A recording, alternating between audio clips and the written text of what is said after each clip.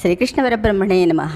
అరుణాయ నమః, అచలాయ నమః, రమణాయ నమః, రామకృష్ణాయ నమః, శ్రీదత్తగురుభ్యో నమః. మనం శివానందలహరి రోజుకొక శ్లోకం చెప్పుకుంటాం. అందరూ కూడా ఆవకాయలు పెట్టడంలో నిమగ్నమై ఉంటారు. అయినా సరే ఏదో కొంత టైం తీసుకొని ఒక్క 5 నిమిషాలు స్పెండ్ చేసుకొని శ్లోకాల్ని వినడానికి ప్రయత్నం చేయండి. శ్రీకృష్ణ పరబ్రహ్మణే నమః. ఈరోజు 41వ శ్లోకం. పాపోత్పాత విమోచనాయ రుచిరైశ్వర్యాయ మృత్యుంజయ స్తోత్రధ్యాననతి ప్రదక్షిణ సపర్యాలోకన కర్ణని జిహ్వా చిత్త శిరోంగ్రిహస్తనయన స్తోత్రైరహం ప్రార్థితో మామాజ్ఞాపయ తన్నిరూపాయ ముహుర్మామేవ చ. పాపోత్పాత విమోచనాయ రుచిరైశ్వర్యాయ మృత్యుంజయ స్తోత్రధ్యాననతి ప్రదక్షిణ సపర్యాలోకన కర్ణని జిహ్వా చిత్త శిరోంగ్రిహస్తనయన స్తోత్రైరహం ప్రార్థితో మామాజ్ఞాపయ తన్నిరూపాయ ముహుర్మామేవ చ.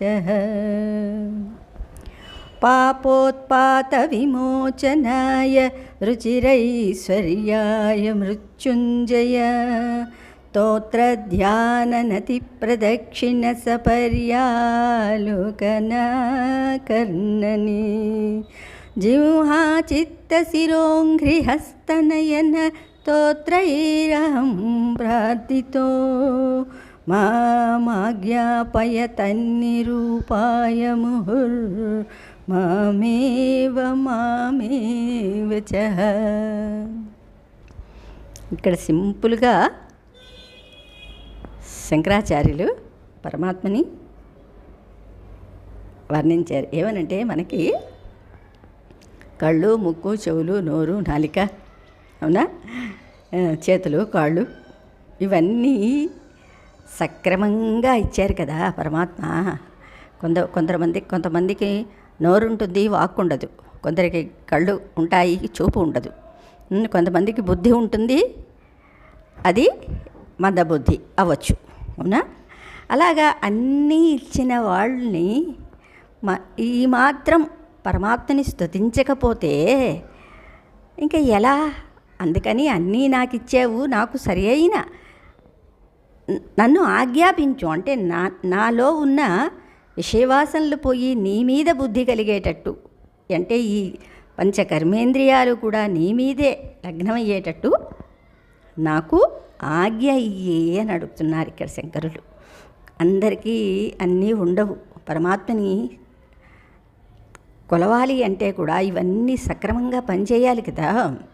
అందుకని పరమేశ్వరుని ఇవన్నీ మనకి ఇచ్చినందుకు, బుద్ధి సక్రమంగా పనిచేస్తున్నందుకు పరమాత్మని ఎప్పుడూ కూడా స్మరించుకుంటూ ఉండాలన్నమాట. అదే ఇందులోని ఇంత చక్కగా చెప్పారు. అంటే హే మృత్యుంజయ, మృత్యువును జయించినవాడా, పాపోత్పాత విమోచనాయ, పాపమును ఉత్పాతమును బాపుట కొరకును, రుచిరైశ్వర్యాయ, ఇష్టమైన ఐశ్వర్యము కొరకును, స్తోత్రము చేయుట, ధ్యానించుట, నతి నమస్కారము చేయుట, ప్రదక్షిణ, అవునా, నీ ప్రదక్షిణము చేయుట, సపర్య పూజ చేయుట, ఆలోకన చూచుట, ఆకర్ణనే వినుట అంటే నీ కథలు, వీని విషయమై జిహ్వా నాలుగు చేతను, చిత్త మనస్సు చేతను, శిరస్సు చేతను, అంగ్రి అంటే పాదముల చేతను, హస్త చేతుల చేతను, నయన కన్నుల చేతను, స్తోత్రై చెవుల చేతను, అహం నేను ప్రార్థింపబడి తిని అంటే ఇవన్నీ కూడా నాకు లభించాయి. నన్ను ఆజ్ఞాపింపుము. ఏమని? ఇవన్నీ కూడా నీకే నీ వైపే పని చేసేటట్లు అనమాట. అవునా? అట్లు చేయమని సెలవిమ్ము. తత్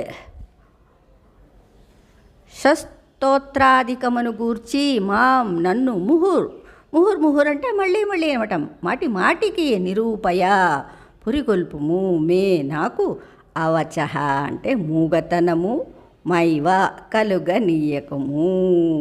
అంటే నోరు చూడు, పక్షులు జంతువులన్నిటి కూడా వాటికి ఏవో తమని రక్షించుకోవడానికి కొంత అవకాశం ఇచ్చాడు. అంటే అరవటం కానీ, ఎవరైనా వస్తున్నప్పుడు ఏదో చేస్తుంది కదా, అంతే తప్పించి పరమాత్మని ఏవైనా సరే స్తుతించగలవా లేవు కదా. మానవుడు ఒక్కడే చెయ్యగలడు ఈ పని. అందులో కూడా అన్ని అవయవాలు సరిగ్గా ఉన్నవాళ్ళు మాత్రమే. అది పరమేశ్వర పాపములు నశించి ఇష్టములు సిద్ధించుటకు పరమేశ్వరుని స్తుతింపుమని నాలుకను, ధ్యానింపుమని మనస్సును, నమస్కరింపుమని శిరస్సును, ప్రదక్షిణములు చేయుమని పాదములను, పూజింపుమని చేతులను, చూడమని కనులను, కథలు వినమని చెవులను నిన్ను కోరుచున్నవి. నీ ఆజ్ఞ లేనిదే ఆ కోరిక నెరవేర్చలేను.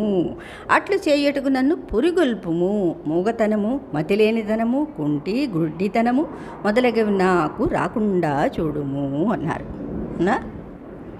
కమలాక్షు నర్చించు కరములు శ్రీనాథు వర్ణించు జింహ సురరక్షకుని చూపు చూడ్కులు శేషసాయికి మృక్కు శిరము అని ప్రహ్లాదుల్లో చెప్పారు కదా. ఇవన్నీ ఉన్నాయి కదా.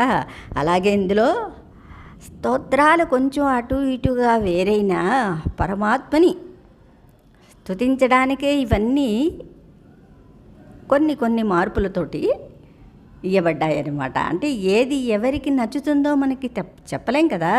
ఒక్కొక్కరికి ఒక్కొక్క శ్లోకం నచ్చుతుంది. చూడండి, శివానంద లహరిలోనే కొంతమంది 300 మంది విన్నారు. ఒక్కొక్క శ్లోకానికైతే అసలు అలాగా ఉండిపోయాయి. అవునా? కానీ అది చాలా గొప్ప శ్లోకమే, కానీ వాళ్ళ మనస్సుకి అది పట్టాలన్నమాట. అందుకనే ఇన్ని శ్లోకాలు, ఇన్ని స్తోత్రాలు శంకర్ల వారు రచించారన్నమాట. ఇక్కడ పుణ్యస్స ఫలమిచ్చంతి పుణ్యం నేచ్చతి మానవా అన్నారు. నా పాప ఫలమిచ్చంతి పాపం కుర్వంతి యత్నత అన్నారు. అంటే పుణ్యకార్యాలను చేయటం ఇష్టం లేకపోవచ్చు, కానీ పుణ్యకార్యాలు చేసినందువల్ల వచ్చే ఫలితం మాత్రం పొందాలని కోరుకుంటారట. పుణ్యం చేయకుండా ఫలితం ఎలా వస్తుందండి? అవునా? కానీ పాపం విషయంలో అలా కాదుట. పాపఫలం రాకూడదు అనుకుంటారు, కానీ ప్రయత్నపూర్వకంగా పాపాలు చేస్తారుట. ఇది సగటు మానవుని లక్షణం. దీన్ని బట్టి మానవుడిది ఎంత స్వార్థబుద్ధో తెలుస్తుంది. మళ్ళొకసారి శ్లోకాలు ఎందుకంటే మన మనస్సుని మళ్ళీ తిప్పుతూ ఉంటాయన్నమాట. పుణ్యస్స ఫలమిచ్చంతి పుణ్యం నేచ్చంతి మానవ. చెయ్యడు, పుణ్యం కావాలి కానీ పుణ్యకార్యాలు చెయ్యడు. నా పాప ఫలమిచ్చంతి పాపం కుర్వంతి యత్నత. పాపం రాకూడదు కానీ పాపకార్యాలే ప్రయత్నపూర్వకంగా చేస్తూ ఉంటాడట. చూసారా? పాపకార్యం చేస్తే పాపం వస్తుందని, పుణ్యకార్యం చేస్తే పుణ్యఫలం వస్తుందని అనుకోవడం కూడా అంత సమంజసం కాదు. ఒకడు చండీ యాగం చేశాడు, అది పుణ్యకార్యమే, కానీ తన ఉన్నత పదవికి అడ్డం వచ్చే అభ్యర్థిని చనిపోవడానికి సంకల్పించి చేశాడు. మరి అది పుణ్యమా పాపమా? కాబట్టి పాపమే అవుతుంది. కాబట్టి పుణ్యకార్యం చేసిన ఉద్దేశం చెడ్డది కాబట్టి శిక్ష తప్పదు. అలాగే తలారివాడు రుశిక్ష వేసిన వాడి తలను వ్యధశిల వద్ద వధించాడు. పైకి అది పాపకార్యంలాగా కనిపిస్తుంది, కానీ వాడిది అది ధర్మం, వాడి డ్యూటీ అన్నమాట. అవునా? ఎవరి పనిని వాళ్ళు సక్రమంగా చెయ్యాలి. అక్కడ మనస్సు లేదు, కానీ అలా చెయ్యాలని అతనికి ఏమి సంకల్పం లేదు కదా. అలా చెయ్యమని ప్రభుత్వం వారు తనకి డ్యూటీ వేశారు, అంతే. దాని ప్రకారం మాత్రమే అతను వధించాడు. అందువల్ల ఇది డ్యూటీ నిర్వర్తించినట్లు అవుతుంది, కానీ పాపం చేసినట్లు కాదు. దానికి దీనికి ఎంత డిఫరెన్స్ ఉందో చూసారా? అది మహాయజ్ఞమే, కానీ ఏం చేశాడు? ఇతరులు నశించాలని చేశాడు కాబట్టి పాపం పడింది. ఇది నిజంగా పాపమే. మనిషిని చంపకూడదు, ఏ జంతువుని చంపకూడదు, కానీ తన కర్తవ్యం. అవునా? ప్రభుత్వ ఉద్యోగి కాబట్టి ఏ సంకల్పం లేకుండా తన పని తాను చేసుకున్నాడు. అందుకని అక్కడ పాపం పడలేదు. అవునా? పాపం అనిపించినా శిక్ష ఉండదు. పాపపుణ్య కార్యాలు అందులకు వేసే శిక్షలు ఇలా నిర్ణయించబడతాయి. మేము చాలా యజ్ఞాలు చేసామండి, యాగాలు చేసామండి, నేను 100 కొబ్బరికాయలు కొట్టేం లేదు, 1000 పుష్పాలతో పూజ చేసామండి అని మనం అనుకుంటూ ఉంటాం. కానీ అక్కడ మన మనస్సు ఎలా ఉంది అనేది కూడా మనం గమనిస్తూ ఉండాలన్నమాట. పాపం చెయ్యటం వల్ల వచ్చే ఉత్పాతాలు 2 రకాలు. ఒకటి ధర్మశాస్త్రం విరుద్ధమైన కార్యాలు చేయటం వల్ల వచ్చేవి అయితే, 2 ధర్మశాస్త్రం విధించిన కార్యాలను చేయకపోవడం వల్ల వచ్చేవి. దీన్ని బట్టి పాపం చెయ్యటం వల్ల మాత్రమే పాపం రాదు, ధర్మాన్ని చేయకపోయినా పాపం వస్తుంది. పాపపుణ్యాల విషయంలో అవగాహన చాలా అవసరం. పాపం చెయ్యడం వల్ల ఉత్పాతాలు, ఉపద్రవాలు వస్తాయి. అంటే మనకు సంబంధించి మూగతనం, చెవిటితనం, కుంటితనం, గ్రుడితనం, పక్షవాతం మొదలైనవి వస్తాయి అని చెప్పారు. అందుకని ఎవరి మీద మనం జాలి పడవలసిన అవసరం లేదు. ఎవరి కర్మానుసారం వాళ్ళు అనుభవిస్తారు. వాళ్ళ కర్మని మనం తీయలేం. వాళ్ళ కర్మని వాళ్ళే అనుభవించి వాళ్ళే పోగొట్టుకోవాలన్నమాట. అవునా? పుణ్యం చేసిన పాపాలకు ప్రస్తుత జన్మలో ఇలాంటివి వస్తున్నాయి. పూర్వం చేసిన పాపాలకు ప్రస్తుత జన్మలో ఇలాంటివి వస్తుంటాయి. ప్రస్తుత జన్మలో అయినా పాపాలు చేయకుండా ఉంటేనే కానీ వచ్చే జన్మలో ఇవి రాకుండా ఉండవు. మళ్ళీ మనం కంటిన్యూస్ చేసామనుకోండి, మళ్ళీ నెక్స్ట్ జన్మకి మళ్ళీ అవే. అందుకనే ముష్టివాడు 3 జన్మల ముష్టివాడిగా ఎందుకు అయ్యాడు అంటే అది అందరికీ తెలిసిన కథే కదా. శ్రీకృష్ణ పరబ్రహ్మణే నమః. తర్వాత శ్లోకం చెప్పుకుందాం.